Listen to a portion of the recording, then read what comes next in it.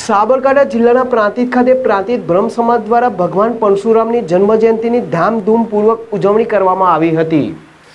પ્રાંતિજ માર્કંડેશ્વર મહાદેવ મંદિર ખાતે પ્રાંતિજ બ્રહ્મ સમાજના ભાઈઓ દ્વારા ભગવાન પરશુરામની જન્મજયંતિને લઈને તેઓના ફોટાની પૂજા સાથે ફરસી પૂજા સહિત ભગવાન પરશુરામની આરતી ઉતારી પ્રસાદ વેચીને ધન્યતા અનુભવી હતી અને ભગવાન પરશુરામ દાદાની જન્મજયંતિની ધામધૂમપૂર્વક ઉજવણી કરવામાં આવી હતી।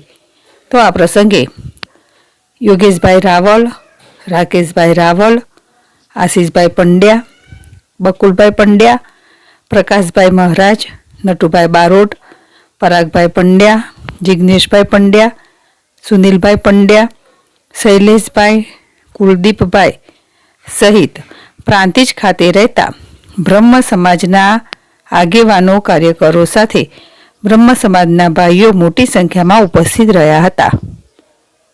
દિલ રાવલ, જેડેશ ટીવી, પ્રાંતિજ। હર મહાદેવ, હર હર મહાદેવ। આ પરશુરામ જયંતિ નિમિત્તે શ્રી માર્કંડેશ્વર મહાદેવ મંદિરે પરશુરામ જયંતિ ઉજવવામાં આવેલ છે।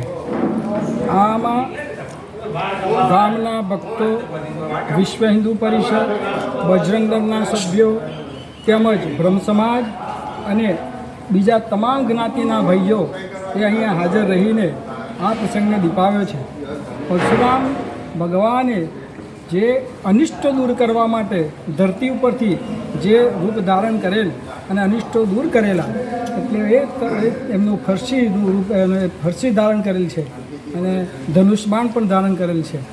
એટલે અનિષ્ટો દૂર કરવા માટે પરશુરામ ભગવાને જન્મ લીધેલો એ ભગવાન શિવજીનું જ અંશ છે, ભગવાન રામનું જ અંશ છે, ભગવાન રામનો જ અવતાર છે।